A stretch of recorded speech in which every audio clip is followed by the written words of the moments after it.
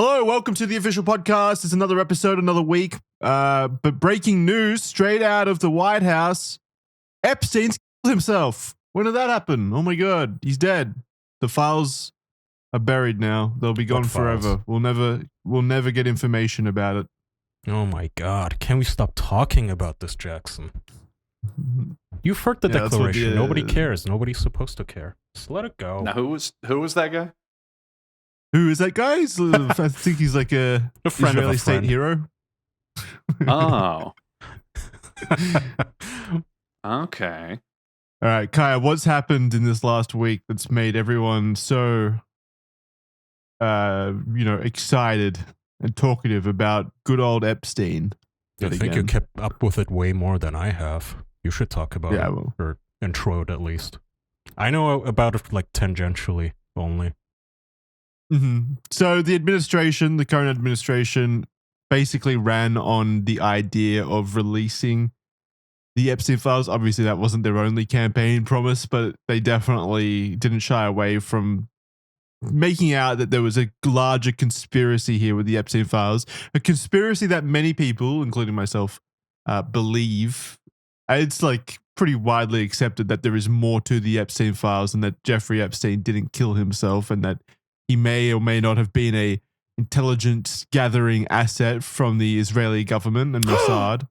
Many different conspiracies involving that, more than what we have currently, which is just that Ghislaine Maxwell sex trafficked 1,000 victims directly to Jeffrey Epstein. Is it Ghislaine now? And Why is nothing more everyone than calling her that? I always thought it was Ghislaine.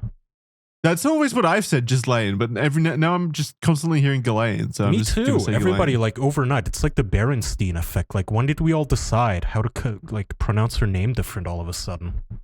Was there like I have no clue, but I feel like even if it is pronounced Ghislaine, we should just call her Ghislaine, just as an act of defiance against this evil sex trafficking woman. It actively lets her name talk about what she did. You provide the lane for the jizz. It's like Kojima style writing. Yeah, hot cold the man. Die Hard man of our universe. Yeah, Die Hard man because he doesn't die. Fragile, Yeah, Ghislaine because he jizzes or makes jizz. I don't know. Yeah, I don't know how it works. Regardless, so people found her. People find it weird that she's the only one that's been, directly pursued through the justice system. There's evidence to suggest, very loose evidence, but currently there's evidence and general thinking to exist that points in the direction of there being a giant network of, powerful predators working together or to hide this information due to their implication in the so-called Epstein files. And now the Trump administration, the current administration, has basically come out and said, no, there's no files. We did a thorough investigation ourselves. There is no files. There are no files. No more information. Everyone look the other way. There's stuff happening down in Texas. Pretty wild down there, right? You have to include the ramp up to that, which, when did this guy kill himself? Was it 2020? 2019. Yeah, even sooner than that. So ever since then, everybody was like, release it. And both administrations now have said, yeah, we'll release it eventually. Both. Trump's campaign literally ran on this some sort of a promotional thing, like it's a WWE, like, yeah, elect me, I'm going to release all the Epstein shit. Epstein files. And then he gets into JFK office. files. Yeah, and the JFK files and I think Martin Luther King files as well. I think they teased him a little bit there too, towards the end. Anyway, at some point they actually did do a drop of, remember when they had a bunch of influencers, kick influencers? Yeah, conservative influencers show up and they walk out with giant binders. Yeah. Giant binders that read the Epstein files phase 1. Like it's a fucking Marvel movie drop or something. Yeah, it's like Avengers. Wasn't there footage of them posing for cameras being look, we got it. It's fucking epic. Look how cool we are. They were posing with the papers I got the Epstein files phase 1 Infinity War. And then everybody was like, well, okay, put them online. Yeah, those files were nothing new though. Recycled. It had been already existing information released. Remember back in 2019 during the initial deluge of information that came out about Epstein, there were those files that appeared online, like his flight logs, his not little black book, but his contact list of a bunch of different celebrities who have been, professionally like linked to him or socially linked to him. Not necessarily implicating them, but showing that they, knew each other, and as well as other stuff. So, well, I think the that point is there was all the information that they released. Yeah, all that information came out again. And then everybody was like, well, where's the rest of it? And now, this past week, we found out, well, there's no rest of it. It was a hoax. And stop asking about it. And if you do ask about it, you hate Jews. And I was like, wait, what? I thought you teased it. I thought you said you had it on your desk. Where is it all? And now the whole administration is like, there is no Epstein files. No such a thing exists. Stop asking. And they released a video that now, apparently, according to the latest breaking news, so they released an no breaks raw footage of the only working security camera from Jeffrey Epstein's cell, pointed at it, rather, to basically convince the public that, hey, look, no funny business. Nobody was sneaking into his cell. Hillary Clinton didn't sneak in. And then people noticed, oh, wait, there's a minute missing from this footage. It's not unedited at all. You did edit Now this. It's 3 minutes. Now Jeffrey it's 3 minutes, Epstein right? could always teleport. That's why he goes from his bed to hanging in the middle of the cell instantaneously. Everyone knew that about him, okay? Like it was a found thing. Footage horror movies. Yeah. Ignore that the VHS time code is 3.5 minutes ahead. That's nothing. The time anomaly. Everybody was like, okay, why would they even do this? Like, even if this was a conspiracy, like, shouldn't intelligence agencies be better than using Adobe Premiere Pro to edit this shit? Which they apparently did, because people looked at the metadata in the released video file, and they found out, oh, this was stitched together from 2 different videos, and a minute is missing. Now we know from the metadata that actually more than a minute is missing, which is fucking odd and bizarre to do. That's breaking news, yeah. Yeah, I saw the article Well, today. if there's more than 1 minute missing, we know that there was 1 minute missing due to the fact that the timestamps jump at 11:59 to 12 o'clock, which they explain away as being the camera getting the security reset. systems of the prison getting reset each night, which I can actually buy. Like, I'm fine with that excuse, let's say. Like, those prison security systems are probably pretty fucky and old, especially if... Like they say as well, all of the cameras at the prison stopped working that day, apart from this one camera that they were able to capture evidence from. I don't know if I buy that, but still, like, I can buy a minute disappearing. 3 minutes though. 3 minutes. That's pretty wild. Yeah, I mean, why even edit it in an editing software and then release it with all the metadata looking edited and fake? I don't know. Everybody says, oh, the video must be AI generated because we have believable AI now. It's like, why would they even bother with that? At that point, it would be just easier to actually erect like a fake set of a jail cell. Yeah. And just film it like nonstop for 9 hours and tell people, here you go, here's your footage. Not even just that. I mean, the prison still exists. They can just grab... They can grab footage from the prison and then just slap an on-screen display over the top to make it look like whatever time they want. But somehow they fucked that wouldn't even up. be hard. What does Epstein think about all this? We don't know. He's missing. We don't know where he is. That's what's really worrying. Actually a rescue operation. They're his files. They're taking his personal property, and clearly the video footage is edited of him. Like, what's going on, Epstein? You better come forward eventually. He wouldn't be very happy about this. Yeah. I'm waiting for the shift in the administration to like try to gaslight us about how Epstein was actually a good businessman and a good guy, and he's been thrown under the bus or something like that. It's like everyone involved is so hateable. Wasn't there that quote? It's well before any of this, but it was like when Trump was just a businessman and he said, Epstein's great. He likes young girls, but he's great. Yeah. He said like that exact thing a long time ago. It was like Epstein...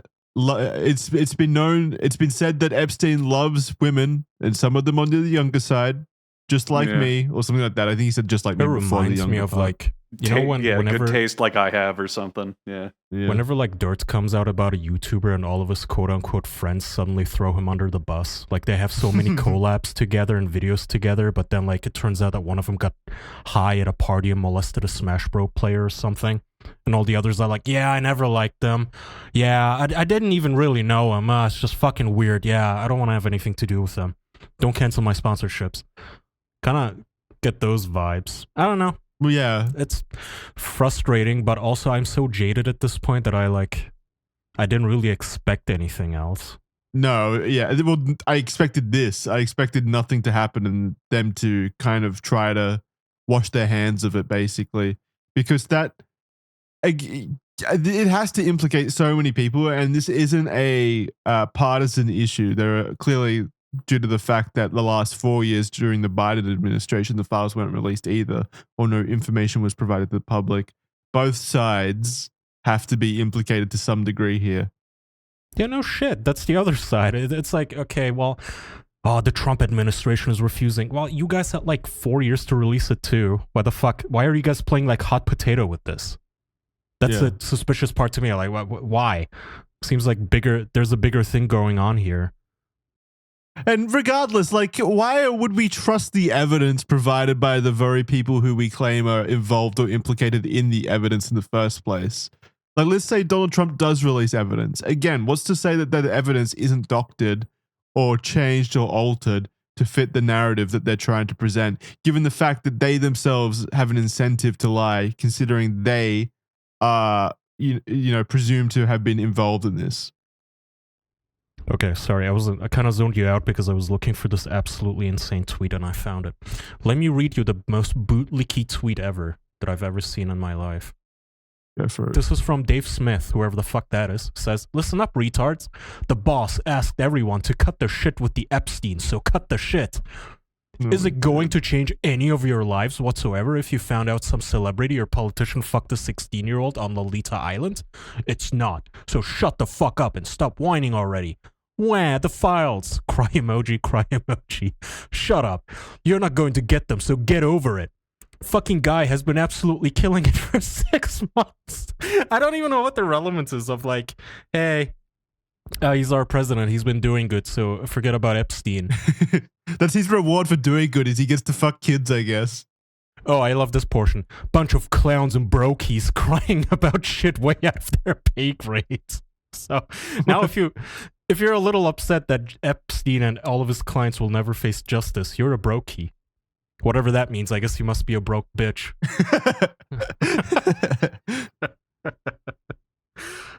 What? Oh man, why? I understand that it's like a grift and stuff, but I can't imagine running defense for fucking a ultra rich, wealthy, powerful potential pedophile. That's like also so bipartisan, or should have been, or was at least. Yeah. Where like everybody agreed. Like everybody unanimously across the political spectrum was like, this is the worst thing ever, your guy's implicated. And everybody else was like, no, your guy's implicated. And now you have these fucking bozos. I sound like a brokey, I suppose. I apologize. I don't want to sound so broke, but this like fucking this kind of stuff for any kind of politician or powerful person, like making a tweet like this is brokey energy. This is like, shit, my pay depends on this guy doing well in office and like the audience being engaged with me. Is brokey new internet slang? Yeah, it's a slur. Yeah, what is it? Just someone who like is broke? Yeah. Yeah. Oh boy, we're getting real creative with these now. They're really digging deep into the lyrical witticism here. Yeah, no, it's pretty good. It's pretty powerful stuff. Ugh, this profile just makes you roll your eyes. If you're a man and you don't like Tate, you're a pussy. Okay, thank you. Oh my god, an AI could replace you. So yeah, I mean, there it is. That's the topic. I can't really be angry or sad about it. It is what it is. What do you expect? It's the fucking government. They all hate you. Now, I'm just trying to like put out theories here to maybe help figure out what happened. During the 3 minutes of footage that's missing and Epstein magically moves from his bed to the support beam, did you hear like a Goku instant transmission, like a kind of sound effect or something? Like maybe he's a Super Saiyan. I don't know. What do Super Saiyans do? Can they disappear? No, they teleport. Well, I remember when Lord Frieza came to destroy planet Namek and enslave the Saiyans, he said, "This is for my pal Epstein." And I just never knew what Toriyama meant by that, you know? Was Toriyama on the Epstein plane? Epstein files? Probably. He commissioned it. It was his idea. Do you remember growing up watching Dragon Ball Z and Goku, his brother Raditz, shows up and the narrator comes up and he goes, "This new Saiyan has appeared from another planet, saying he reigns for Lord Epstein. Find out what will happen next time on The Flight Logs." It would play on the screen. Was Epstein always a pedophile name, or is it just now a pedophile name because Epstein?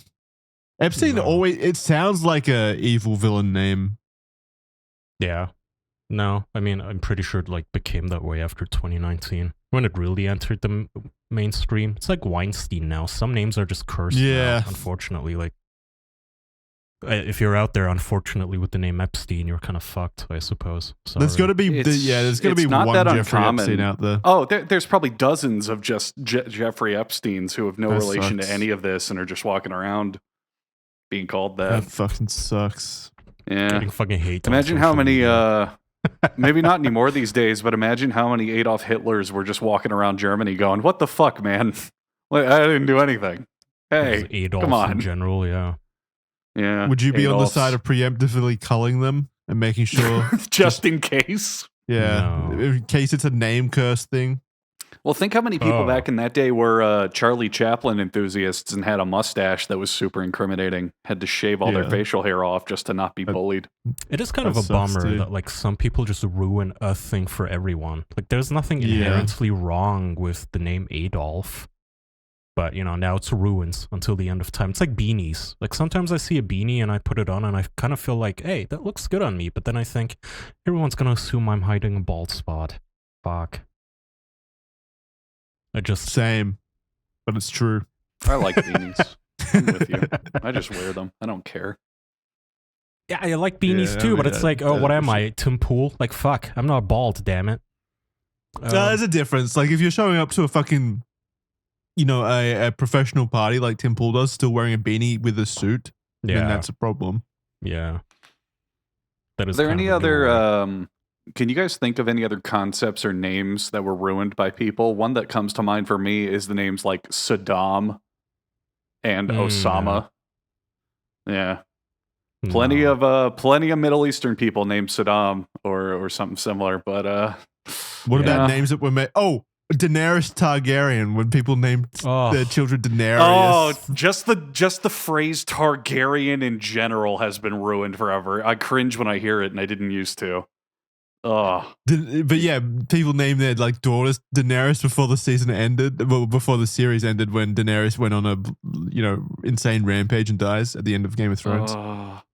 So, and then there's those people who name their child Dovahkiin after Skyrim. Oh God, where's little Dovahkiin now? Naruto and Goku too. It's like any media name really, any made up fantasy name. Which I'm not even against you naming your kid something completely made up and new.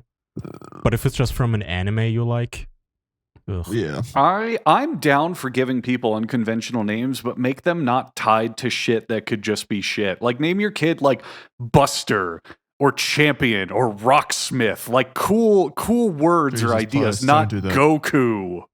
Shit where it's like, oh, this is lame. You want Rocksmith instead of Goku? Okay, I guess Rocksmith is a video game now that I think about it. I was thinking of like a guy who chisels rocks for a living. Name him like Blaster. That's a cool name. Imagine Kaya. Imagine if your son was Blaster Orson. That's fucking awesome. Come on. Oh Lord, it's a lot to live up to. That sounds like I watched too much Guardians of the Galaxy. Like here comes Blaster, and it's Dave Bautista. There's got to be cool ones. Okay, Batista's a cool name. Batista is cool, but it's also not from a video game. That's more of a traditional name. Yeah. There's got to be cool names out there that aren't tied to stuff that you can come up with. Yeah, for sure. But it can't be Naruto.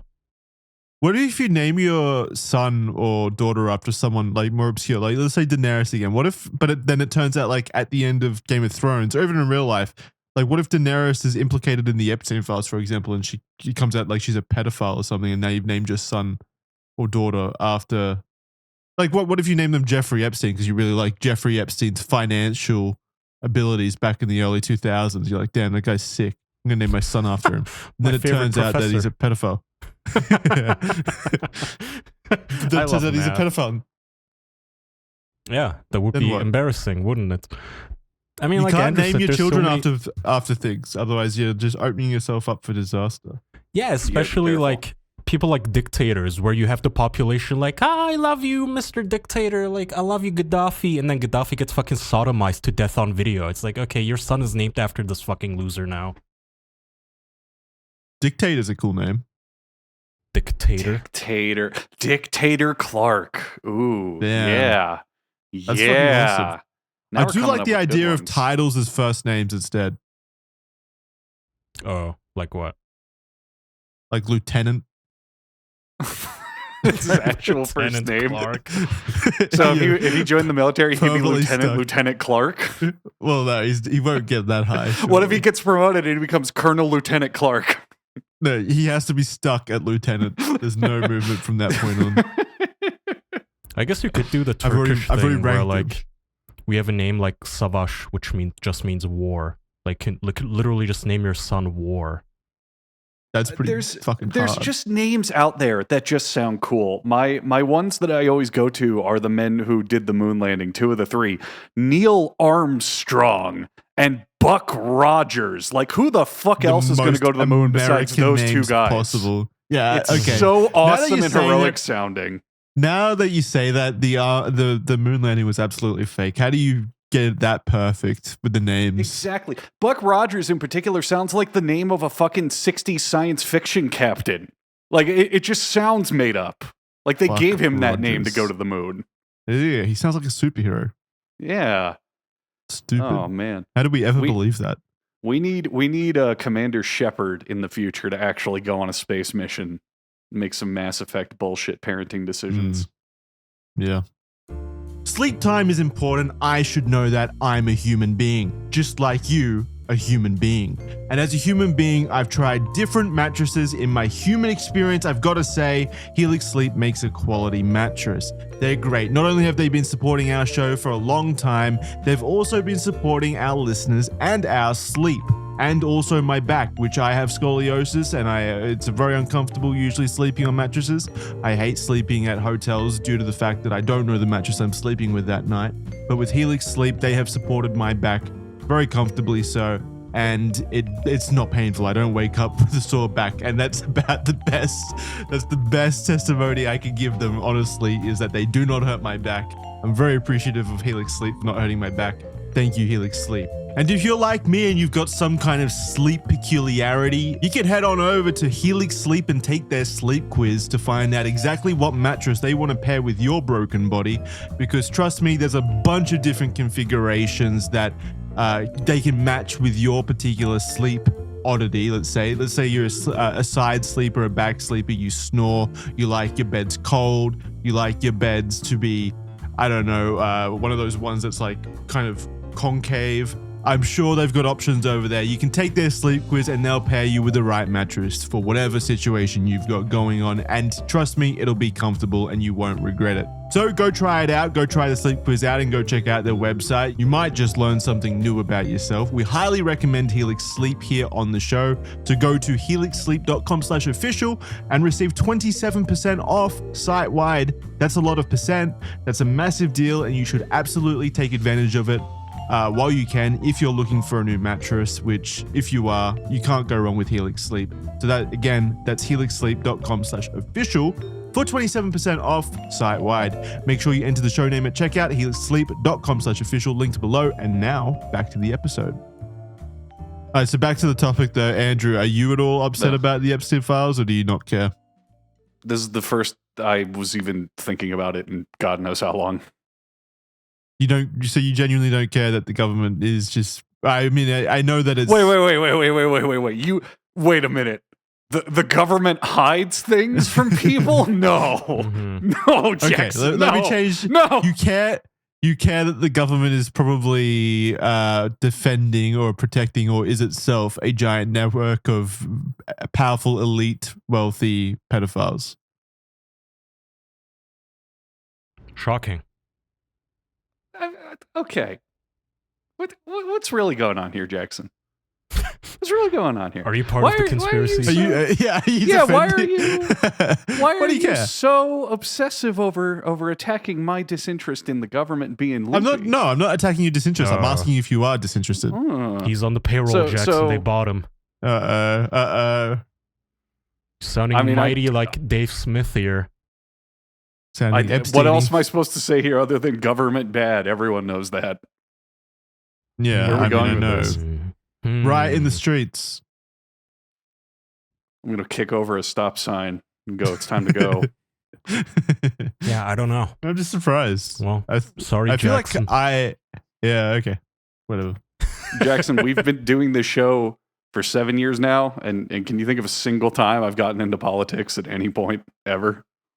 Well, this isn't really even politics to me. It's more like just how society is made up and comprised, and how the powerful operate on a different rule set to us. It's just such a non-question, though. Are you upset that there are sex offenders in the White House? Yes or no? Let me think. I don't know. Hard one. Of course. It's like depressing to have to be jaded about it, but also, what are you gonna do about it? Like, what can you what do you want me to? It's what do you want me to say? That sucks. Because you don't want to sound like those people going, oh, what does it matter? Just forget about it. Who cares? Like, no, it is actually very important, but also, like, what am I supposed to Here's what Jackson's doing. He's doing a logical fallacy where he approaches me on the street and he goes, hey, Andrew, do you have $1 to donate to starving kids in Africa? And I say, oh, I'm not interested. And Jackson goes, so you want them to die? So you don't care if they starve to death? Oh, okay. Yes, that is what I was doing by asking a simple question of, do you care? You care about this you come up to me with this question, and I'm just kind of like... You're sounding very defensive now from one little question. You do sound a little defensive. Maybe you are on the list. What is your last I'm name? also on the list 900 times. That's correct. They're all my pseudonyms. He's every name. I'm every name. I sign them all the same. The signature's the same, even though the words are different. The Epstein Files is actually just one chapter of the Andrew Files. Yeah. It just talks about everything that I did, and I attributed it to different celebrities. I was doing horrible atrocities, and I went, Matt Groening can take the fall for this one. Yeah. Matt Groening. Okay, I think I Matt said Groening this before. Is allegedly on the list. And I was telling Jackson, I think what's going to happen is that they're just going to MK Ultra it, where, back when MK Ultra was happening, if you pointed it out, they would just call you a conspiracy theorist. The boss has spoken, no such thing is happening, fuck you. So we're at that phase now, and I think 60 or so years from now, when everybody who was implicated in this is dead or retired and can no longer be held accountable, they're going to be open about it. There's going to be like the Epstein Files Wikipedia pages going, yeah, we fucking trafficked children.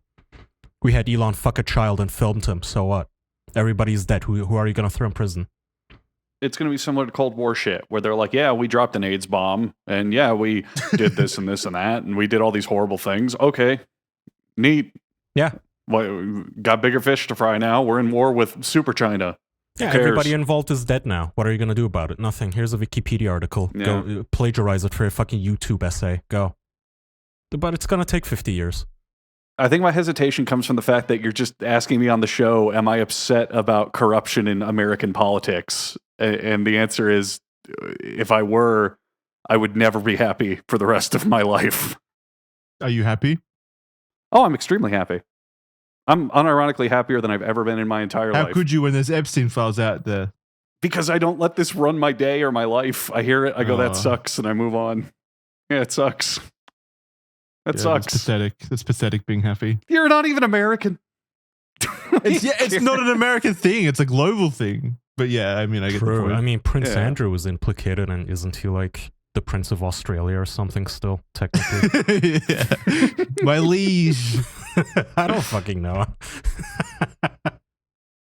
No, I don't think he has any kind of connection to Australia.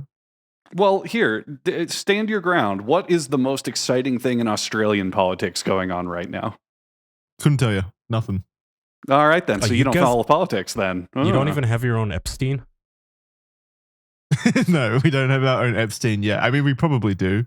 Most countries probably have their own Epstein. Yeah, but ours has not imagine so. Self in prison yet. Yeah. But yeah, I mean, like the Power Rangers, where they're all multi-ethnic and they get together and form the Super Epstein? and he fights the giant monsters. Who'd be the monster in this case? Well, what I'm thinking is, let's say Epstein gets acquitted of all crimes somehow and he becomes a hero. Is he going to have like a Saturday morning cartoon, like merchandise and shit? Be a household superhero name? That would be wild. Has that happens in like where somebody got completely vindicated? Yeah, O.J. Simpson. Yeah. If the child doesn't fit, you must acquit. Oh boy. Jackson just slam dunking that one, my God.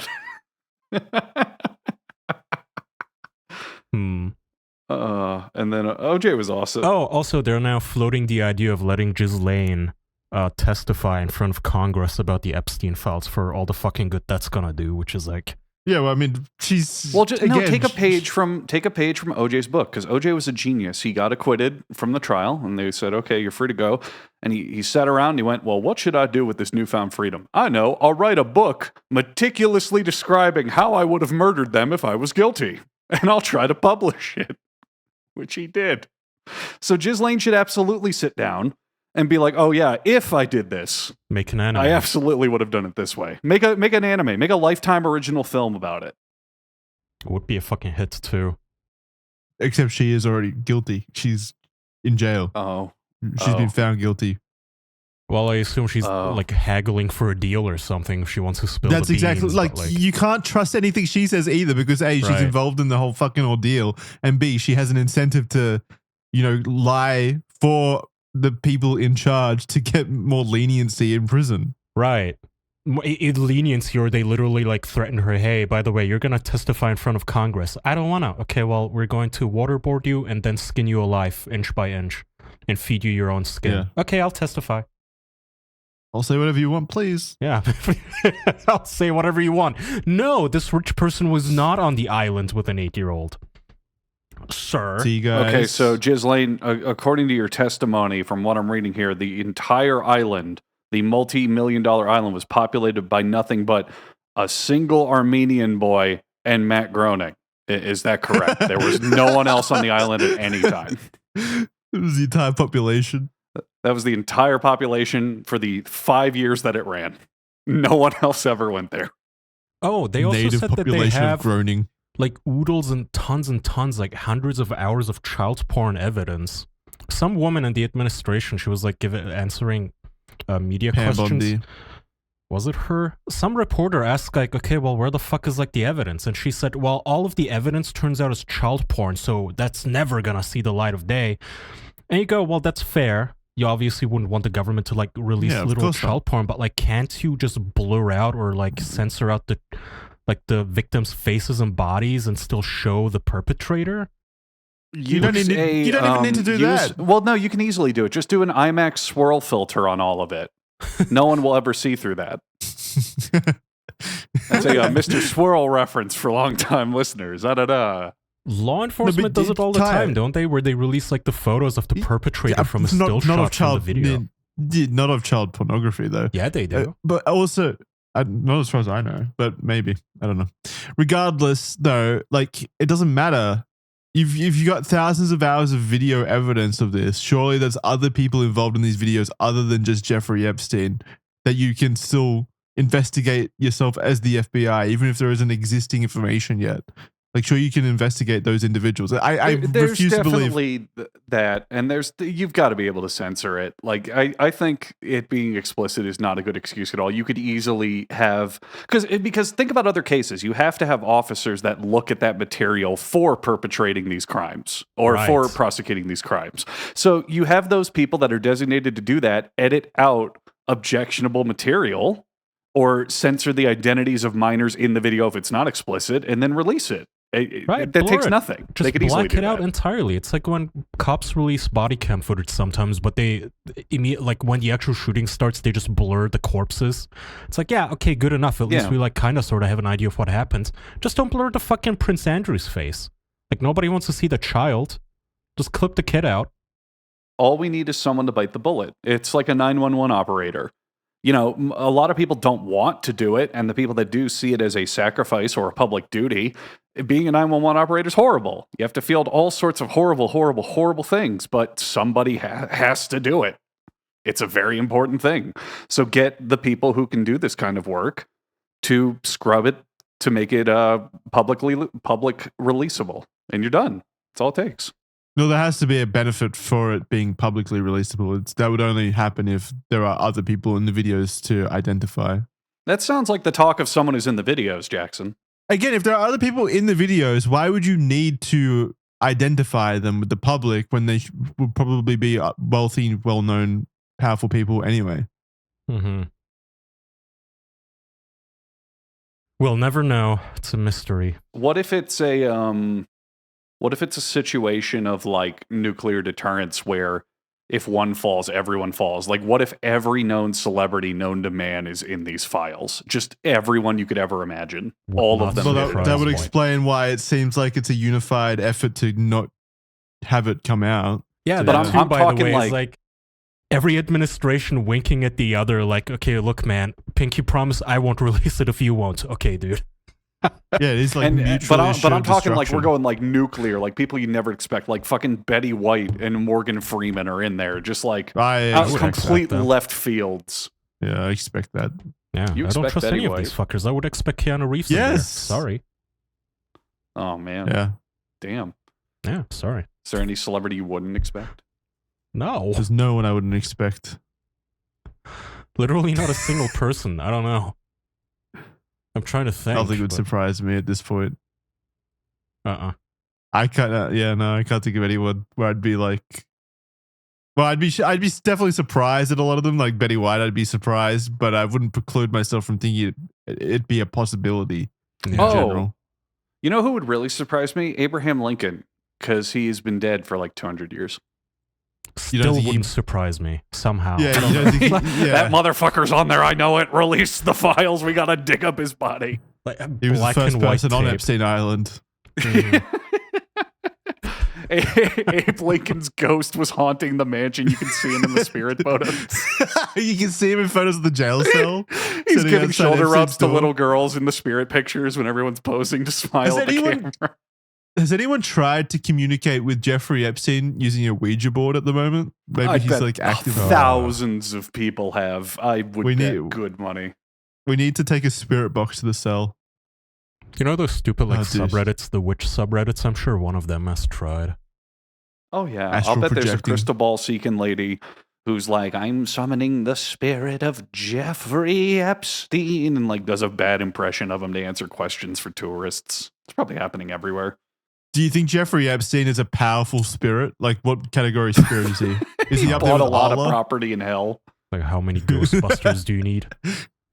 So he's like one of the ultimate evil human beings. So he just shows up, and Satan's like, "Oh my God, Epstein! Here's your incredible infernal mansion, 6 Lamborghinis, whatever you want, man. I'm impressed. Up top, high five." Yeah, the Epstein files are big down here. Yeah, we read them every night. They're like our bedtime stories.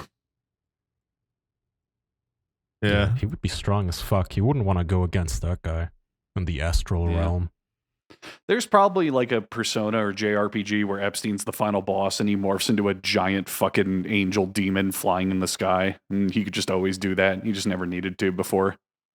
It's fucked up. All right. That's enough about Epstein. Do you guys want to talk about our challenges? Andrew, I don't know what your challenge was to meet Jeffrey Epstein, and I failed. He's dead. I didn't get there in time. I'm sorry. He tried.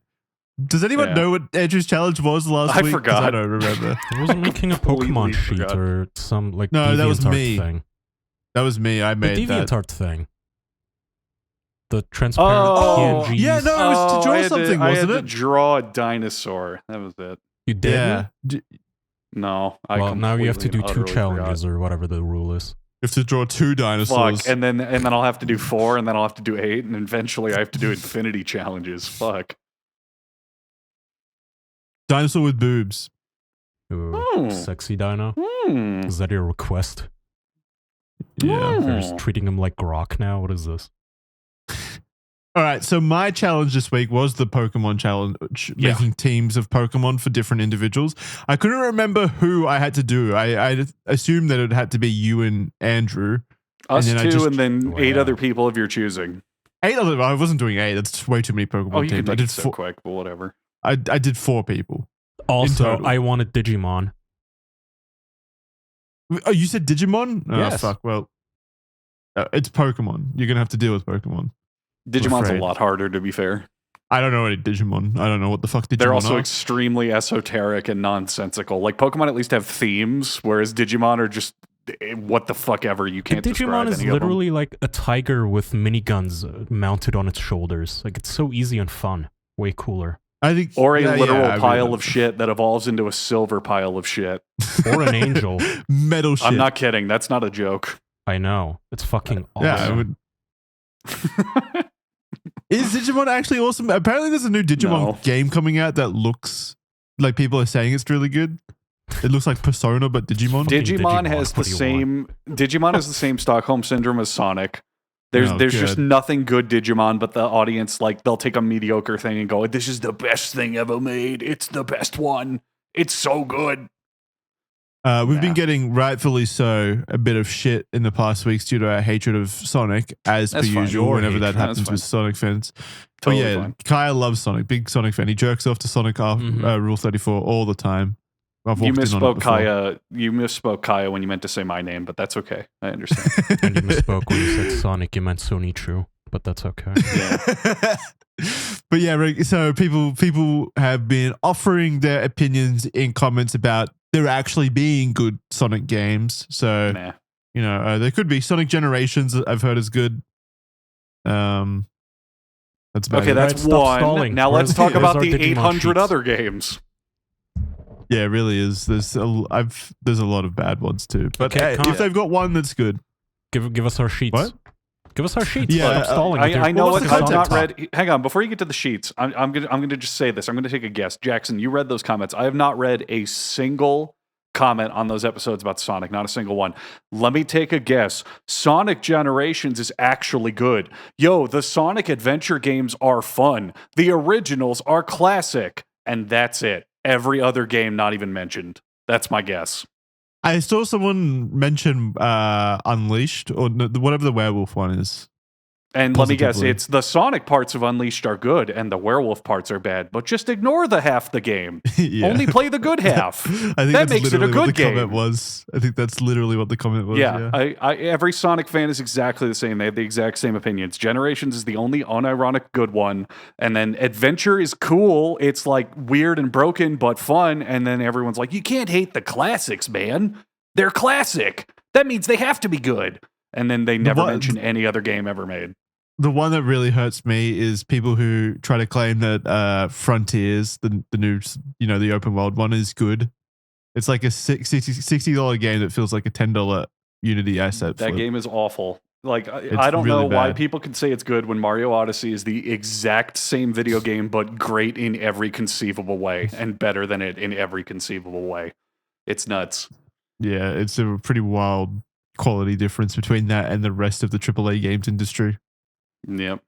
Anyway, that's the predictability Sonic corner. Why don't you go ahead and go to your challenge, Jackson? Sure. So my challenge this week was to create Pokemon teams based off the personalities and identities of fictional characters, including Kaya and Andrew, who are fictional now, I guess. Wow. Regardless, they're in there. This was based off a DeviantArt thing, right, Andrew? Yeah, the DeviantArt account I talked about last week of the guy who makes thousands and thousands of teams based off fictional characters. Okay, so I'll post my sheets to Kaya and he'll put them up on screen and I'll discuss my choices, I guess. So I'm sending the first one now, Kaya. Mm-hmm. Do you want me to send it on Discord? Yeah. Oh, actually, I'll just put it in the chat. Put it in the chat. Yeah. Do you mind putting it on screen though? Mm-hmm. Okay, so this is the first one. I made a team for Sonic. This is actual DeviantArt shit you would see, no joke. Like, this unedited image is exactly what you would see. I haven't even looked at them, so I haven't looked at the ones that you're talking about. I already have a fuckload of issues with this, but go ahead. Go ahead. What the fuck do you have issues with? I can explain every single one. Why did you give Sonic Slowpoke out of any choice? Well, okay, Slowpoke is I figured that he wouldn't want fast people on his team because he wants to be the fastest. So I've given him Slowpoke. He's way too cocky and arrogant to be fine with other fast things. Chad is right, by the way. So for audio listeners, Jackson posted his Sonic sheet, but it's missing the blurb. The voice. Oh, yeah. Where he's It supposed needs to be the like, little text bubble. I'm Sonic E Fast Hog, and I love Slowpoke. This is my team. Where is it? Take this, evildoers. You'll is? never beat me, Sonic the Hedgehog, when I defeat you with my team of Slowpoke, Snorlax. It's missing that little speech bubble. Mm-hmm. I didn't know that was part of it. My bad. All right, so let's read Jackson's team out loud here. A lot of fan favorites. So we got Slowpoke, Snorlax, Ursaring, Tepig, Starmie, and Whirlipede. Whirlipede is a little roly-poly bug for people who aren't up to date on Pokemon. I don't agree with any of this, Jackson. What the kind fuck? of How do you impressive. not agree? Yeah, okay, Slowpoke is because it's slow, obviously, and Sonic only wants slow or normal speed people on his team because he needs to be the fastest. He's cocky like that. Snorlax is because Sonic works so much that he gets tired a lot and has to rest in between dashes or is he a dad working 10-hour shifts? Like, what do you mean? Ursaring, he literally collects rings. That's his entire form. Okay, I'll of give you currency. Ursaring. I'll give you Ursaring. Okay, yeah, he's a bear with a ring on his chest. I thought that was clever. If you play the classic games, if you don't touch the controller for a while, Sonic starts taking a nap and getting bored. Exactly. That's what I'm saying. Yeah. Fine. Ursaring is because of the rings. That's fair, right? Keep going. Okay, Tepig is because there's only one thing I know about Sonic other than he likes to go fast, is that he also likes chili dogs. So I figured that he would need a pig in order to make hot dogs out of. And Tepig is a fire type, so okay. Fine. I mean, that works, fair. sure. He's eating his own team animals? Yeah, I mean, he just admires the fact that it can be. Starmie is because he collects power stars at Princess Peach's castle, right? No, Starmie is because it kind of looks like a Chaos Emerald a little bit. Oh, fuck you. No. I draw the line on that slightly. And Whirlipede is literally a spin dash. I'll give you Whirlipede. Sure. Yeah. Hey, you gave me like 3 out of 6. I'll give you 3 out of 6 on this one. I'll give you 3 out of 6. All right, so that's Sonic's team. I've done it. Starmie, what? You don't agree that Starmie looks like a Chaos Emerald? Let me just look at what a Chaos Emerald looks like. No, you should have gotten some to represent his friends, like a fox Pokemon for Tails or something. Oh yeah, that would have been good. Yeah, that would have made more sense to me. What about Knuckles? I guess there is. And Echidna. There's probably some like echidnas or moles or something. Yeah. I didn't want to be too on the nose, otherwise it is literally just picking a Pokemon team for Sonic and his friends, and that's just kind of lame. But well, that's the point. I know, it's lame though. Yeah. Or who's next? Echidna Pokemon. Yeah, show us the next one. I guess we'll go Kaya next. Ooh. I only have 4. So let's really enjoy 4 this. Is plenty. 4 is great because then this bit won't get old. I think by the 9th we'd be hating ourselves. Exactly. All right. So this is Kaya's. All right. So first up, we have Mandy Buzz because obviously Turkish man has to have a turkey on there. Okay. Yeah. So and then we have Buffalant. Never heard of this Pokemon, but he's on the list, and that's exclusively because he's got an afro and his hair looks similar to Kaya's a little bit. Okay. Buffalant is a spin-off of Tauros, which is a buffalo with a big afro for our audio listeners. Buffalant actually looks like Kaya, in my opinion. Yeah. I just need like horns. Why don't you just rapid fire these next 3 back-to-back, Jackson? Yeah, I have Earthworm, Caterpie, and Weedle. Because of my I wonder why. Just worms. It's just because worms. I could have finalized the entire list of worms. I didn't realize there were so many worms in Pokemon, but there are. But I figured there's a billion. They add like 3 or 4 worms every game because they're the ones you run into in the beginning. Yeah, Earthworm stupid. Looks a little lazily made. Doesn't even fit the Pokemon art style.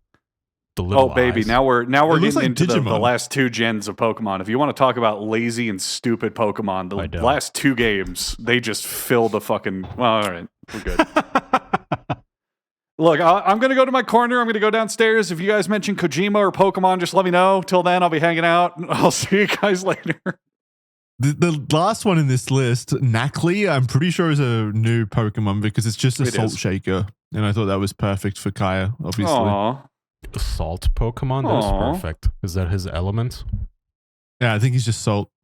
He's salt just a little salt cube. Yeah. Okay. So I figured that was perfect for you. So Kaya's Pokemon. I'll take it. Kaya's Pokemon are a Turkish vulture, an Afro buffalo, 3 worms, and a salt rock.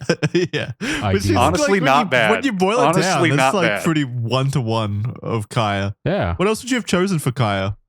No, I like this. Other than the Digimon, I guess. No, so I would have maybe swapped one of the worms for a rock Pokemon like Geodude because Kaya literally means rock. Yeah, that would have been good. Well, I mean, the Snackly thing looks like half rock. That's close enough. Okay, yeah, we can keep that. I think if we want to go more Kaya, I would get rid of 2 of the worms, keep 1 because obviously worms.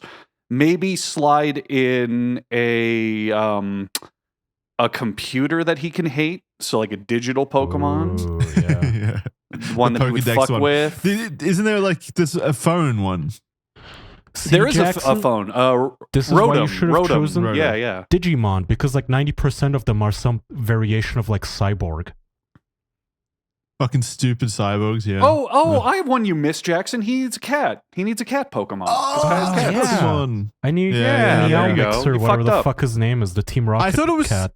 I honestly thought it was funnier though to just fill it up with as many worms as possible. I got it. I'm the greatest of all time. Keep Mandibuzz, keep Bouffalant, keep Knackley, keep Weedle, one of the worms. Slap out Caterpie for a cat, so like Meowth or something else. Slap out the other worm for Litwick, which is a candle that drips wax onto Kaya's balls. Litwick? Yeah, Litwick. Look, there it is. Yeah. Ew, would I be abusing this thing? No, you'd be holding it over your nuts. Yeah, I guess that would be abusive. A little bit. Oh, God. There you go. He's cute. Right. Look at him. What does he evolve into? What's the point of even having this thing? Well, you're going to be really excited about this, Kaya. He evolves into a chandelier. Oh, this thing. Oh, that's even more candles for you. Yeah, look at that. Stupid. No, Litwick Pokemon are great. Okay, if you gave that thing a minigun, it would be a Digimon. You see the difference now, Jackson? Like it's like Pal World, just way cooler. Okay. Who's next? What game is Litwick from? The generation? I think 6, X and Y, or Black and White. One of the two. 5 or 6. It's newer, but before they got really bad. There's 8 on here, but I could be wrong. What? Oh wait, no, Generation 5. It's from Generation 5. Gen 5, so Black and White. Pokemon Black and White. Yeah.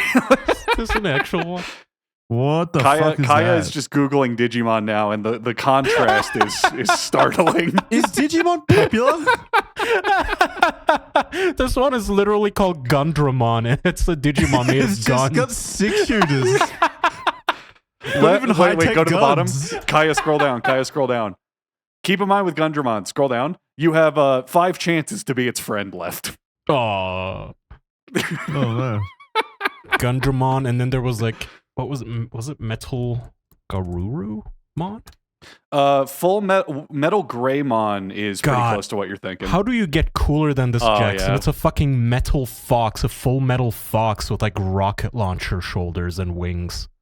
God, Digimon is too cool. Anyway. Is it War Metal Greymon? I think that one's another. What the fuck is going on here?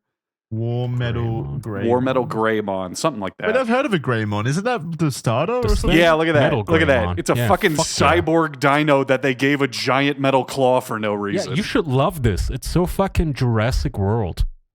Look at this guy. Holy fuck. War Greymon.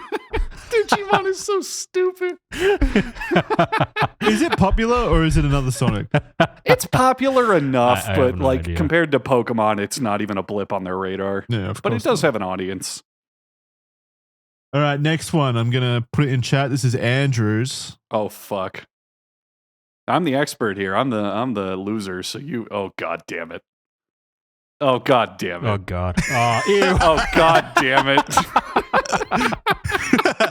Okay, yeah, you nailed it. I have no notes. You win. So first up, we have Lavanda. Which is a pal, by the way, not a Pokemon. Well, I figured you'd want to be different a little bit. You probably want to have a unique list. So I gave you a pal first up, and I know you love pals. So Lavender, due to the fact that it's got a love heart bush. You can fuck it. A pal. Yeah, moving on. This is a pal. I mean, you can. There's a consistent theme across all of these in which you can fuck them. Okay. Low punny because it's a cute bunny thing, and I know you love Bunny from not Zoolander. Fucking no, the bunny from Zoolander played by Ben Stiller. Yeah. Zootopia, not Zoolander. Well, I thought Lavender was from like a porn game. Now I'm realizing it's from Power World, and how weird that is. Well, that's just in that game. So funny on that. Power World is kind of dips into the realm of where Pokemon won't go by having like, guns and drugs and slavery and all that shit. Lavender's like in-game lore is literally it has sex with its trainer. Like that's basically its plot. So you're not wrong. I mean, look at it. It's got a love heart bush. Mm-hmm. Yeah. It's kind of part of it.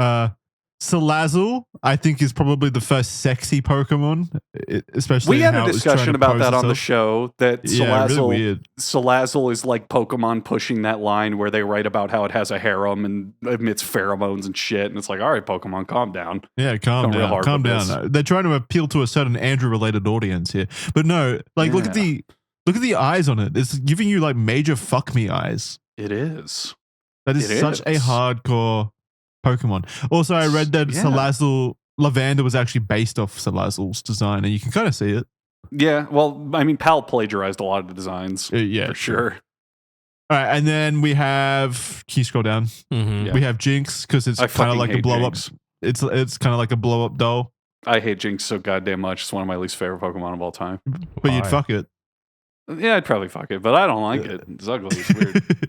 It's weird. Looks like a fat dude in drag. Yeah, but it's good. It's strange. It's got dick sucking lips and stuff like that. So I thought that just because it has dick sucking lips doesn't mean it has to suck dick. And then I went ditto because then you can turn it into anything you want to fuck. Yeah, obvious choice. See, Jackson and I are doing the big meaty Ryu Cyclops handshake right now because whenever anyone asks me in the nerdiest of cultures, what Pokemon would you have if you could have a Pokemon? The answer is Mew or Ditto because it can be any Pokemon. It's the only answer. Why would you ever pick anything else? Yeah, if you were limited to one Pokemon, you would absolutely choose Ditto. Yeah, it can do anything. Anything. And anything, and Andrew would use it exclusively to fuck it. I would also create World Peace. I could do both. And then finally, we have the last choice here, which is Octopussy, which is from some weird hentai Pokemon game on Steam that I found. Sick, dude. It's one of the starters. I saw that you own the game, by the way. That one's explicitly made to fuck. Like, there's no towing the line here. Like that. It's just a hentai game. Yeah, I mean, come on. Octopussy. Yeah. What is this from? Yeah, it's I don't know some What's porn it called? game. I might have to play it. You owned it. I saw that you owned it on my list. Oh, maybe I bought it to play it. Yeah. Spirit Valley, I think it was.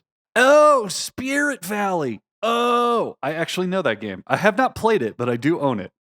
Yeah, it's like some I like know this. It's Pokemon. I've got a video planned on Pokemon clones stupid. like Cassette Beasts and Pal World and all that shit, and I was going to throw this in there because it's apparently like an actually good Pokemon game, but it features porn. Yeah, Kai, don't open the pictures, otherwise the editor I'm will not have to recording close the screen. Yeah. Have you been recording? The editor can throw the pictures up. Yeah. All right, and then finally, okay, so that's the team. What do you think? So Jackson, I'll give you a 5 out of 6. I'm not too into Jinx. I'll give you all the others. Perfect. Let's replace Jinx with Midna from The Legend of Zelda: Twilight Princess. Then it'd be perfect. Flawless. Okay. Here. Fair enough. No, you did a great job. Honestly, you really captured my spirit in this game. I appreciate you captured your spirit of wanting to fuck everything. You did a fantastic job. Spirit to capture. All right, well, this last one, fantastic. This last one should be good for you as well, Andrew, to really analyze and tell me where I went wrong or not. Sure. Uploading it right now. So this final one is the Kojima team.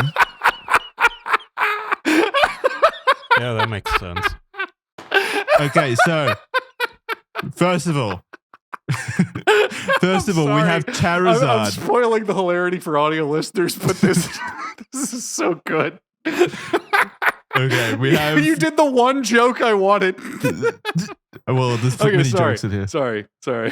All right, so there's Charizard because, of course, Kojima is the main character, so he gets the main starter. That's he gets obvious. He gets the main hotness Pokemon. Like Pikachu's the mascot, but Charizard's the one they flaunt everywhere. You're totally right, 100% right. And then we have Mewtwo because he's the coolest, and Mewtwo is obviously the coolest Pokemon. Yeah. Also, I read an interview with Kojima where he cited that moment where everyone was wondering how they can collect all the Pokemon when one of the Pokemon, Mewtwo, is underneath the car in Pokemon Red and Blue or whatever. Mm-hmm. And he cited that moment as like an inspiration moment for wanting to include things that people collect in his games. So Mewtwo goes on there. Then we have Hypno because he hypnotizes everyone with his beautiful art and games, and everyone turns into mindless zombies when talking about Kojima's work. He can have a literal, almost naked, beautiful woman flaunting her bare ass and look at the camera and say, "You'll feel ashamed when you find out why she's naked," and get away with it. And everyone goes, "Wow, it's so deep." You're totally right. Machoke, this one's an interesting one. Well, not interesting really, but it's like perhaps a more deep one. I was trying to find one. I wanted to find like a Solid Snake kind of character. I couldn't find one, so instead I went to Death Stranding and I chose the transporting Pokemon who you start every game. You know how you start every game moving into a house and there's a bunch of Machokes around moving boxes into your house and to and fro. So I chose him because he literally just lugs luggage and cargo around the Pokemon world. I thought that was a pretty fitting Death Stranding reference. Okay. So Machoke. Also, Kojima loves big muscles, so we know that. Now, I thought Kojima, he's known for breaking the fourth wall. He's known for inserting things into his video games that people wouldn't expect. So as part of his Pokemon team, I have in fact included Ash Ketchum as a fourth wall break, where he has a trainer. A Pokemon Yeah, I know this is pretty deep, right? Pretty revolutionary and inspired. Yeah. Oh yeah. Clearly, I'm an auteur myself. He's got a Pokemon trainer on his Pokemon training team, which I think is just perfect. And then finally, for the final Pokemon choice, I have Kojima himself because, of course, he cannot stop inserting himself into all of his. What got me to laugh the hardest, I'm glad that you have Kojima himself because that's very important. But what got me to laugh the hardest is it's the exact same photo. So I just imagine that Kojima's in the game and then there's a Pokemon Kojima that's just him but smaller and it's the exact same. Now, does that Kojima in his party have this party in its party and it goes on like that forever? It's fully cyclical forever, yeah. Ooh. We get really I think this diminutive. is the best one. I got to be honest. This is a 6 out of 6. This is like perfect. Perfect. All right, I'm glad. Yeah. It's the one I had the most fun with. Yeah. Kojima is just the gift that keeps on giving. He's just perfect. He's a perfect human being. I would have also accepted if you just like used a bunch of mega celebrities for all the Pokemons. Like everybody. Oh, damn it! I should have Pokemon that look like celebrities. Ooh, just like paying homage to that by including one celebrity, and that would have been really good. I should have done that instead Jackson, of like Machoke. It sounds like your challenge for next episode is 4 more Pokemon teams. No more. I'm done. Yes, bitch. You can give me a new challenge, though. I'm enjoying these challenges. 5 more Pokemon teams. Oh, yeah. Kai, have you done your challenge? I had it downloaded, so I watched episode whatever the fuck, The Revenge of the Sith, or The Last Sith, whatever That's it's not called. the one that I asked for. Okay, well, too fucking bad. I can't keep track anymore. I watched it on normal speed if it means anything to you. For once, I actually remembered it. I'll handle that. Because normally I remember my challenge like about 40 minutes before the show starts and I have to put it on like 3 times speed. But today it was like noon and I remembered, okay, let me check my downloads folder. I mean Netflix or whatever. And I put it on. It's actually kind of ass, Jackson. Revenge of the Sith? Yes. That's the one that you find ass? You didn't find the first 2 ass, but you found this one ass? Wait, episode 5? No, he's talking about 3. 3. The one with the Anakin and Obi-Wan fight. He was. He's going out of order by doing it in order. That's fucked up. Well, I went 2, 1, 3, so technically not really still in order. Yeah, okay, fine. Yeah, I can... three. Okay, 3 is okay. It's not amazing, but it's the best of the prequels for sure. That's not saying much. Yeah. No, it's not, but it is still the best, and it's weird that he finds it the worst. It just, the plot and the dialogue is really bad, and the plot is really fucking stupid, where Anakin is now turning slowly into like a schizophrenic who believes everything he dreams, and everybody around him is just like, I guess not really unnerved by the fact that he's like going around very strongly hinting that he's going to betray everybody.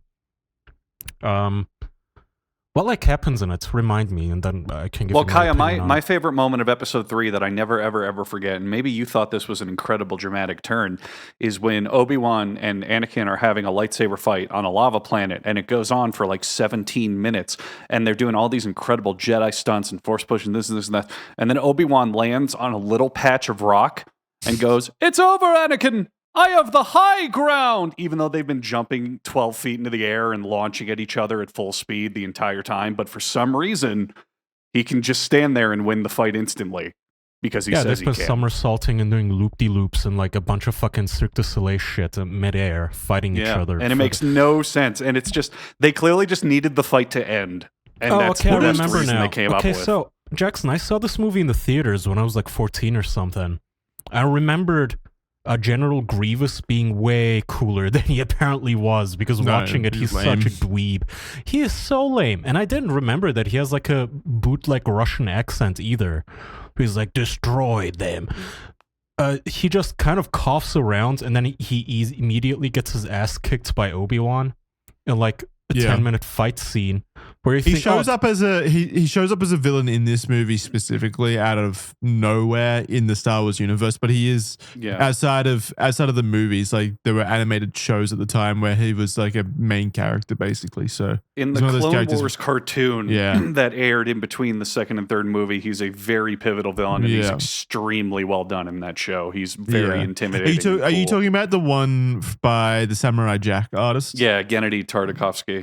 Yeah. Do they explain like what race is he? Where does he come from? In the movie, he like, I don't want to have to watch a fucking cartoon to get who is this? Yeah. All of a sudden they just introduce him.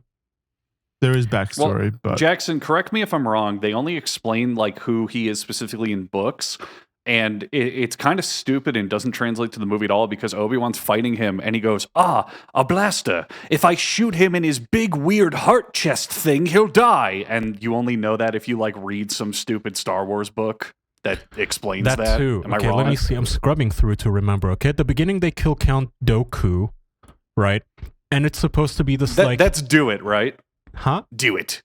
Yeah, Right? Emperor, yeah, that's a whole great scene. I love all that part. President Palpatine is like, "Do it, kill him. He's too dangerous to keep alive," which is like, yeah, like common sense. That's right. This guy's like, he has a whole fucking army. Of course you should fucking kill him, not read him his goddamn right and put him in prison. Are you stupid?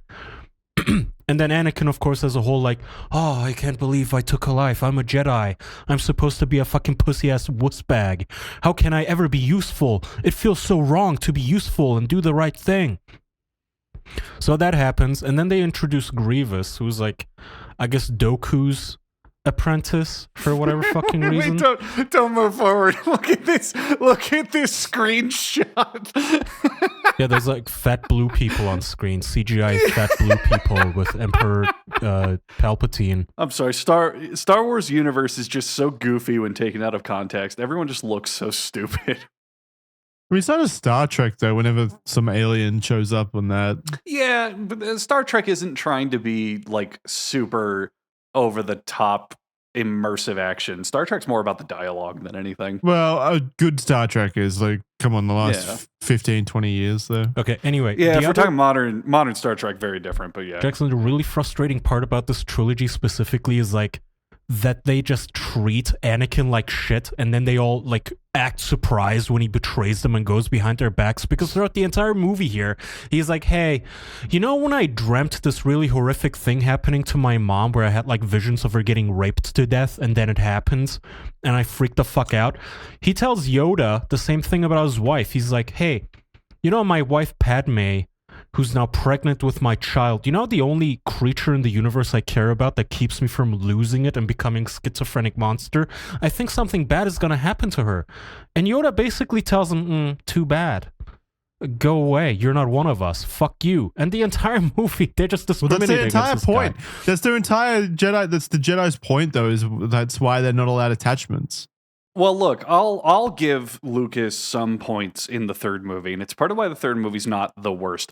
When Anakin is having that moral quandary over killing Dooku, it does follow into what they've established, which is there's only two Sith, a master and an apprentice, and if it was Palpatine and Dooku, well, now Dooku's dead, and Anakin can now, via prophecy, fill in that role, and that's, you know, I guess if you're going for a bigger storytelling, that's why he would be pushed towards it by the Jedi. Now, having said that, them pushing him towards it by being dicks to him is stupid. It is non-stop. Well, I don't even think that they were dicks. They're just really old boomers who are stuck in their ways, who are so arrogant and complacent that they don't even see they don't see what's the saying? They don't see the forest for the trees. Yeah, I mean, or the trees for the it forest. kind of is boomer mentality, like, pull yourself up by your bootstraps. I don't care about you. You're Anakin. Fuck you. Well, no, it's just the Jedi way. It's the way that they've been trained and raised and stuff. It's what the Jedi Order is meant to be and stuff. They don't see that there's more nuance with this particular situation. And then meanwhile, all presidents, what's his face? Paladin? What the fuck is his name again? Who? What the fuck are you watching? Palpatine. Palpatine. Oh, Palpatine. In the meantime, Palpatine, all he does is like say, hey, Anakin, yeah, man, that's a fucking bummer. Like, you're seeing your wife die. How about you join me and we'll find ways to keep her alive, bro? And it's like, the most obvious manipulation of all time. Yeah, the most obvious manipulation, but he's also like the only person in Anakin's life that isn't a complete fucking dick to him nonstop, including Obi-Wan. Is this the is this the Darth Plagueis the Wise movie? Yeah, yeah. Did I ever tell you the story of Darth Plagueis the Wise? Now, Anakin, listen really closely because everything I'm about to say is exactly like you, but it's totally about Darth Plagueis, not you. No. Someone else. Totally different. I always like that scene though because they go to like this really cool fucking space opera, like literally a space opera scene. Yeah, with there's giant bubbles and stuff. Yeah. And Palpatine talks to him and says exactly like you guys said, hey, you know, I used to know this buddy of mine, super evil Sith Lord, by the way, you know, he could bring Don't ask how I knew him. Huh? Yeah, I said, don't ask him. Don't ask me how I knew him. Yeah. We were best as buddies, but don't ask. Anyway, funny story, but his name was Darth Insanius. Yeah, that's the one. Darth, I don't really know him that well. Don't worry about it. Yeah. He could resurrect dead people. Isn't your wife about to die? Hint, hint. Perhaps. I mean, he doesn't say that, but he clearly knows. Like, he can. So this guy that I knew, Darth Plagueis, this guy, he had a wife, Padme, and she was going to die. It's such a good name. It's just frustrating that his makeup is so bad from after he gets hit by very lightning. beginning. My God. They could have prevented everything that made Anakin a bitter, fucking resentful schizo mass murderer. Where like, why didn't you just free his mom? Just like free her. You don't even have to keep her around him. Just like give her a fucking penthouse in the city someplace where she just like is fed. That would have been it. Right. He's not allowed attachment. Well, that clearly didn't work. He was still attached as shit. Well, Jackson, that's listen why to they yourself. didn't want You're to going take him in. because the system's going to make him like this. It's like that because it's going to do it. Like that's why the Jedi Order in the first movie didn't even want to take him in because he was too old and he had already formed those attachments. Okay, but they did take him in. Qui-Gon, he hangs around. Qui-Gon, because Qui-Gon made the stand and then fucked off and died to Darth Maul, and then they're like, well, fuck, we already made this promise. We've got to follow through with it. Give him to Obi-Wan. Because Obi-Wan needs a new friend too. Yeah, but then, okay, so why did you agree to it if you were just going to discriminate against the kid the whole time anyway, especially fucking Yoda? They're not discriminating. They're not discriminating against him. That is literally the Jedi Order. Like I said, it is that. Well, hang on a minute. Kaya's been skipping around and it reminds me of something very important running alongside this. Maybe the Star Wars universe should discriminate more because Palpatine shows up to the Senate one day with these huge, disgusting lightning scars and wrinkles and goes, I'm now changing everything. And no one cares or blinks. It's like, hey, Palpatine, why do you look fucking evil now? Why do you look like you fought Jedis and lost? They do What's explain. going on? No, they do explain that. They explain that he was attacked by the whole story. Yeah, the Jedi. The way they painted is traitors. that the Jedi ran a coup essentially, and the poor little Palpatine was attacked by Samuel L. Jackson and the other Jedis. Kit Fisto. Huh? Kit Fisto. Kit Fisto was one of the other Jedi. Hey, Kaya, I don't know if you noticed, what was your favorite Jar Jar Binks line in this movie? Oh, was he even in this? I don't think he's in this. Oh, he is in one scene and says nothing because at the time, pushback against Jar Jar Binks was so bad that they wrote him out of the film. He literally has 0 lines and only appears on screen once. I would have liked to have seen I would have liked to have seen the Jar Jar cut. Yeah. But people hated him so much back then that they cut him out of this film. Damn. Man, imagine being the voice actor for that guy. That would be a giant bummer. Like, all right, everyone, get in the studio. Oh, not you. Yeah, sorry. He should have been the evil Sith Lord at the end of the trilogy. God damn it. So where are we? Padme is episode pregnant. Episode 3 for me has the most believable emotion throughout it. It's like the only one with the only prequel movie with an actually engaging emotional based story where the characters are experiencing things. That's because Anakin really hates sand.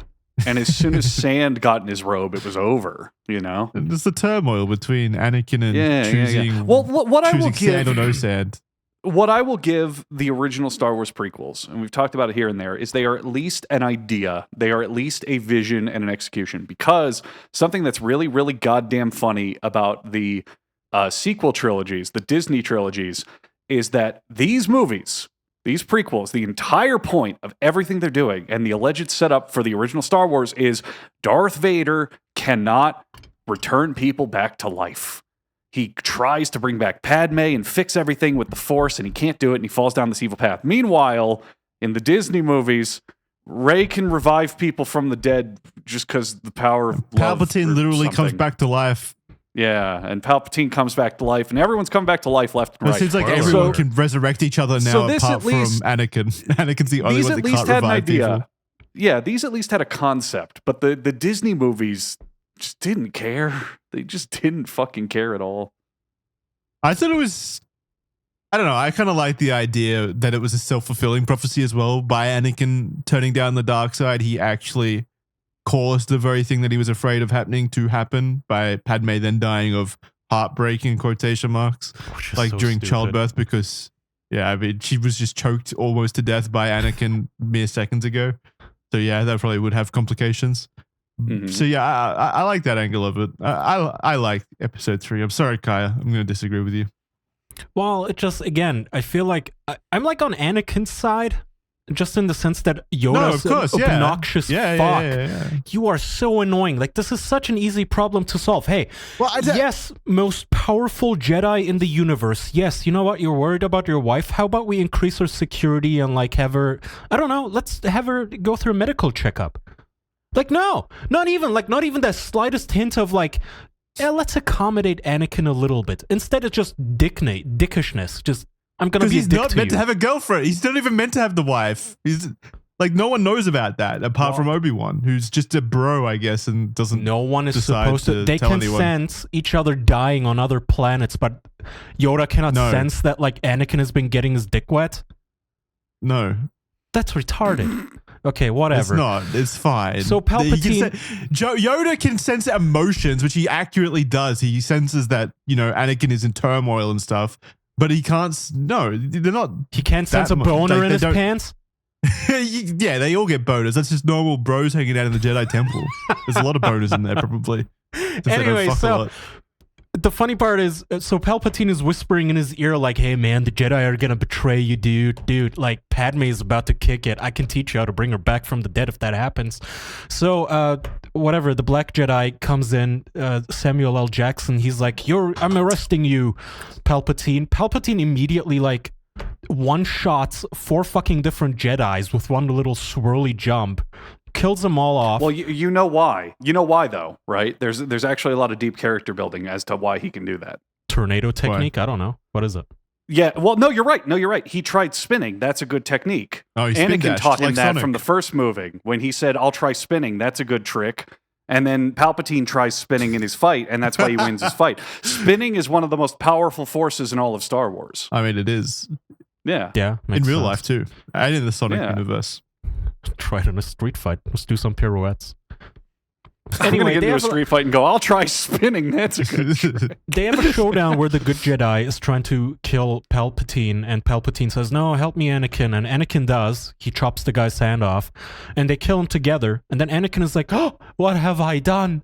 I am a monster. I have betrayed everything. And he's like super distraught. 5 minutes later, he's slaughtering children and like feeling nothing, which kind of felt immediate. You know, you'd think... Wait. What was the first part? Are you saying he felt sad over killing Dooku? Yes. Well, I forgot this part where Palpatine yells, power, ultimate power, while shooting lightning bolts out of his fucking hand. Throws him out a window.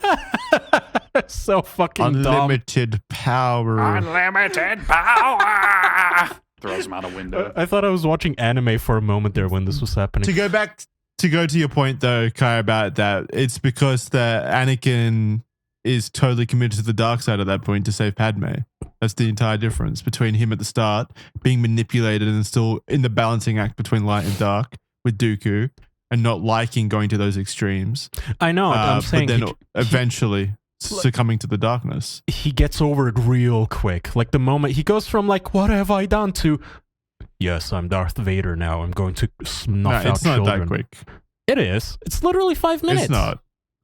It's not 5 minutes. It is like 5 minutes in the movie. It's the start of the movie towards like the end of the movie. What? I'm talking about the what have I done scene, which is literally 5 minutes away from him slaughtering children. Wait, I thought you were talking about Dooku at the very beginning. Yeah. Okay, so when he's killed Mace Windu, you're saying? Yes, that guy with the purple lightsaber. Okay. Yes. Well, that is a bit. Yeah, that is a bit Jackson. More. That's the very first. His very first act of extreme, like killing the people that he's been attached to the entire time. That's a bit different to Dooku. Anyway, he goes on his dark path and kills all the Jedi babies, which kind of doesn't really make sense because couldn't you groom the Jedi children to be Sith Lords? Like, yeah, they do that. Also, really a bad plan because you can just get more children. Like, there's plenty of children out there. You don't just need these children. It could be any children. To make into Sith Lords? But these are already... Or to make into Jedi. The Jedi. So he goes and kills the Jedis and like, the children. And it's like, yeah, that's a horrible crime, but we'll get more children and train them to be Jedis. I honestly preferred Star Wars when Order 66 was this all-encompassing act where the Jedi actually did go extinct and they killed like as many people as possible, and maybe there were like 1 or 2 Jedis that somehow survived through the purge and went into hiding, like Obi-Wan and Yoda, and maybe 1 or 2 more. Well, what's really funny to me is they finally show Order 66. They show Order 66, and for a lot of the Jedis, it's just, hey, those 2 clone troopers you're hanging out with, they're going to pull out their guns and shoot you. It's like, there's got to be way more Jedi that survive that than that, because there is now. Now, in the Disney era, every new Disney show that comes out is usually about some Jedi that survived the purge. There's got to be thousands of them, because the plan for 66 I preferred it when they were all dead. Pull out your gun. Well, yeah, and Star Wars is much better when everything is mystic. You know, I made this point the last time we talked about Star Wars, where when you don't know the Force and it's just a magical power, it's great. But when it has these rules and definitions and things coming out of nowhere, it's stupid. Yeah. Anyway, at the end, he confronts his former master, Obi-Wan, and he's like, you're turning everyone against me. You're turning my girlfriend against me, which, you know, probably was the child murder, not Obi-Wan turning her against you. The child murder and the fact that he just fucking force choked her to death, almost. Right.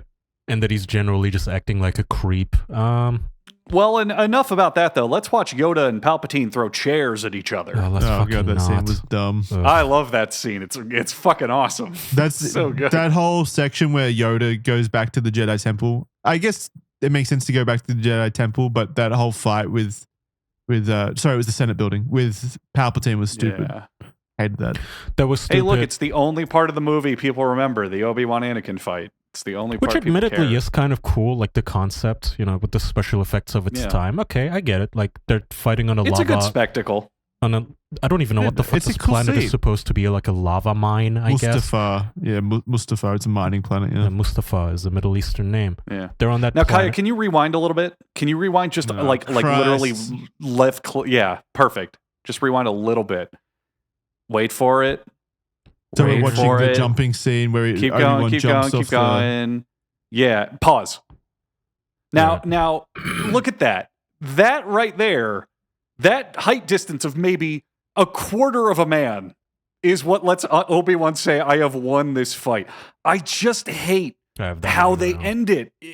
There's no reason for it to end here. There's nothing that makes Obi-Wan have an immediate advantage. It's nothing. And yet they just needed the fight to stop. So Obi-Wan says, I'm going to win.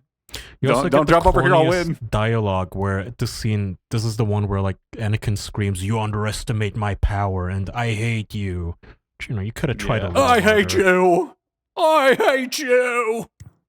Oh, and then at the end, by the way, this is like supposed to be a children's movie where they censor all of the gore, where like if a guy gets his head cut off, they kind of sort of tastefully hide it by having the head like roll off screen. But then they show Anakin just actually burn half to death and get his skin scarred, which I thought was kind of amusing to graphically display that. Also, dick move by Obi-Wan, by the way. He watches his former students just burn to death instead of putting him out of his misery, which would have saved him a lot of trouble in the future, by the way. That's always my thing. Like, yeah, sure, he needs to die. I get that. He killed a bunch of kids. Yeah. Probably does need to die. Don't just leave him on fire right there, burning slowly to death. Just walk up and lightsaber his head. Like seriously, just like take 2 steps or like force smush his head or something. Like, he's burning to death. Does he deserve that much fucking agony? Plus, don't you want to make sure he doesn't? If he did that, there'd be no Darth Vader. It wouldn't be epic. I never noticed that until just for audio listeners, we're like scrolling through clips of the episode, basically. Oh, never mind. It was just his arm was on fire. It looked like he had lava in his mouth. I was like, the skin of his fucking head is melting off. Yeah. You can see it's literally slumping off in chunks. It's disgusting. He's completely on fire. And Obi-Wan does that obnoxious thing in movies where like the girl will free herself from the basement chains and she just like knocks the bad kidnapper over the head with a chair and then she just keeps running while the guy's knocked out. That pisses me off. Yeah, that fucking I hate that. Pisses me off more than life itself. Much. They do that all the time in Friday the 13th, and Halloween Jason is laying on the floor unconscious, and I'm just like, grab his machete. Plow it through his face. Kill him. Cut his fucking head off. You already have the chair or the frying pan or whatever the hell you hit him over the head with. Just keep hitting. Why did you? I can't remember which Halloween if you want to it be is. sane, cut his legs off so he can't walk after you anymore. Then he's still alive. And, oh God, I hate it. I can't remember which Halloween it is, but Jamie Lee Curtis keeps dropping the fucking knife that she has in that movie and just leaving it behind. It pisses me off so fucking much seeing that shit. It's the worst trope. It's the worst trope of like, we're gonna have the character escape, but we still need this villain for the other 2 hours of this fucking drawn out movie. Well, sure, they don't kill the person. I get that. Like, running away makes more sense than trying to kill someone. Sure, I can give them that. But it really fucking pisses me off when they go so far as to drop weapons as well, defensive weapons that they have, just because they feel safe or they feel like they'll run faster without the weapon. Maybe I don't know, but it's so stupid. I hate that shit. Yeah. Or like why is Palpatine doing all this? Is it just I'm evil? He just wants to control the universe. And he wants it's global world order. Global, and he wants the prodigy Jedi, the guy from the prophecy. He wants them on the Sith side. Yeah, he can't do it without Vader. Jackson, did you ever read that book that describes in great detail how much suffering Darth Vader is, like at all times?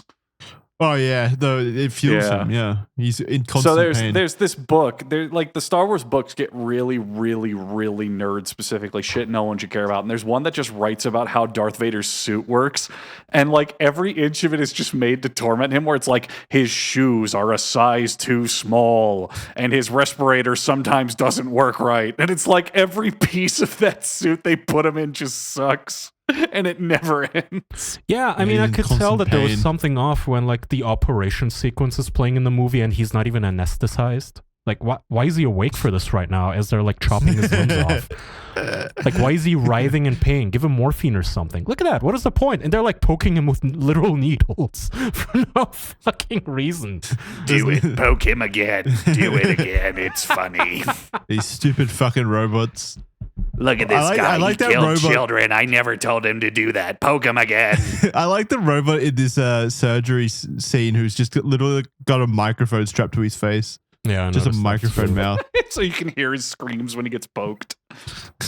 And then Padme dies, and they put the iconic mask on Anakin's face. Luke and Leia are born. The Vader, all right. The Vader suit is fucking awesome.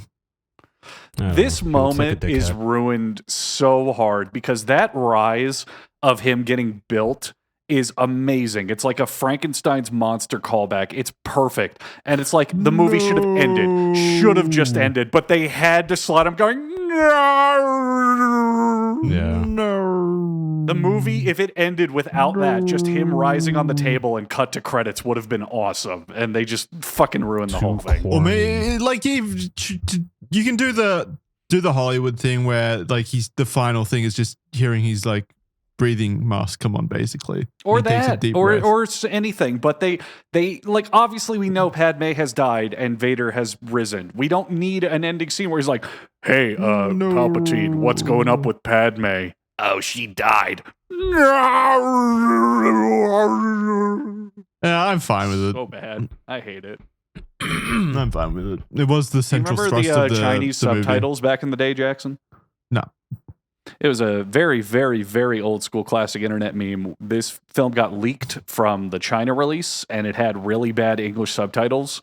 And for Vader screaming no, they put "do not want." Oh yeah, I remember that. Yeah, that was a really classic internet meme. Him going "do not want." Oh my god! If I saw that leaked, like, and everyone was thinking that was actually the final line of the movie, "do not want." Do not want. That's so good. Oh, God.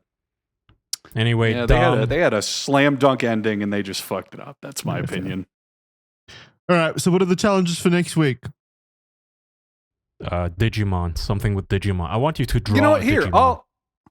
Jackson, I'll use my knowledge of Pokemon and I'll do Pokemon teams. How about that? Okay, yeah, sure. Yeah, I'll do 4 or 5 Pokemon teams, one for you, one for Kaya, and then 3 or 2 random ones. How about that? Sure. We've already done Kaya. You don't need to do Kaya. Well, I guess you could do Kaya again. Fuck it, both of us. We'll see. I know I'll do you for sure. Okay, I'll do a Digimon team for Kaya. How about that? Yeah, that's good. Yeah. All right, so Pokemon. That for you, since the challenge was so fun, I'm guessing that you really want to do it too now. Kaya. I'm going to take a break from Star Wars for Kaya, and I'm going to. Well, now I don't know if I should. True fucking relief and joy in Kaya's voice. I'm going to say, Kaya, I'm going to need you to give Sonic Frontiers a chance and play. No, play Kaya hates video games. Kaya hates video games better. Kaya, watch the Sonic movie. What? Oh, which like one? The modern one with what's the new one? Yeah, the modern one, the first one. I've heard that's not bad. That's not even bad. It's pretty good. It's pretty solid. Honestly, I liked it. I don't want him to watch something good. Fuck you. Fine. You can watch Sonic movie. Sure, whatever. I don't care. I'm curious because like I saw it in theaters and I remembered I wasn't thrilled, but I enjoyed it. I'm curious what Kaya thinks. Yeah, It's okay. It's perfectly serviceable. It's a perfectly fine Andrew movie. just wants me to watch nice things, Jackson, unlike you. Yeah, that's nice of him. Kaya needs to watch the Sonic movie. I think that's perfect because he might love it or he might not care about it at all. Next week he's going to be like, Kaya, I want you to watch The Godfather and the Lord of the Rings trilogy. Kaya, this is going to be really hard, but if you could please watch Fight Club. I know I'm asking a lot, but what the fuck is this bromance going on between you two? Ooh, someone's jealous. Jackson, your challenge is you have to pull poop out of the toilet and make sculptures out of it on film. What's my challenge? That is your challenge. I've been playing around with Blender. Can you model me a Sonic? No, I don't want to. No. Okay, can you just draw? I guess you already have, kind of. I don't know what to give you. I can draw a Sonic. That's fine. Well, I did already do that, didn't I? I did racist Sonic. I want you to draw a Sonic Jedi Digimon.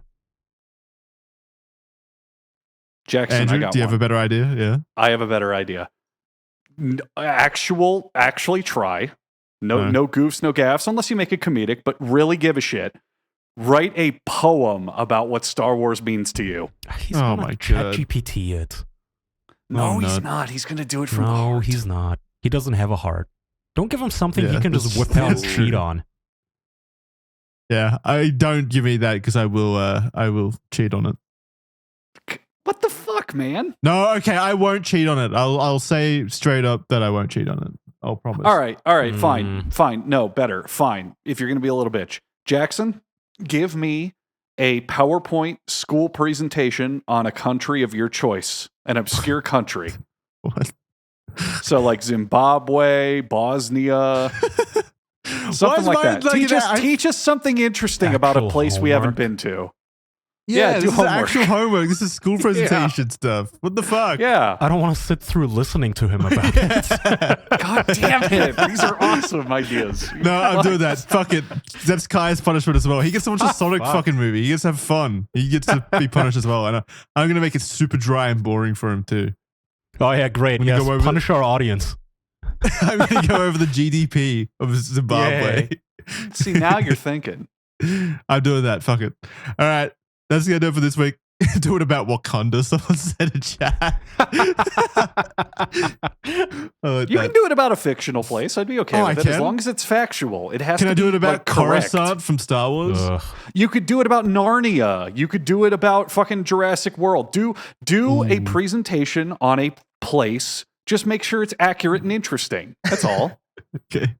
Also, people in people in YouTube comments and our Spotify comments, let us know what challenges, like throw down some challenges as ideas, and I'll go through them and see if there's any good ideas for each of us for next time, because these challenges, people are enjoying them. They're fun. I'm enjoying them, so we'll keep doing them. That's going to do it for this week's episode. Thank you very much for joining us. Over at patreon.com/theofficialpodcast, you get early access and ad-free access to all of our shows, including this, Criminally Stupid, and Red Thread, and as well as some other stuff that we do over there as well.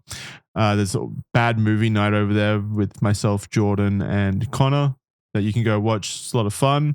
Go check it out. Official.men has 7-day free trial, so you can sign up for free, try out the service, see what it's all like, getting early ad-free access. And you also get bonus episodes each week from the official podcast, a bonus each week. So you're basically getting double the amount of the official podcast. If you like the official podcast, best way to support us is over at official.men. 7-day free trial, access to all of that stuff, bonuses included. That's going to do it. We'll see you next time. Bye, guys. Bye-bye. Bye-bye.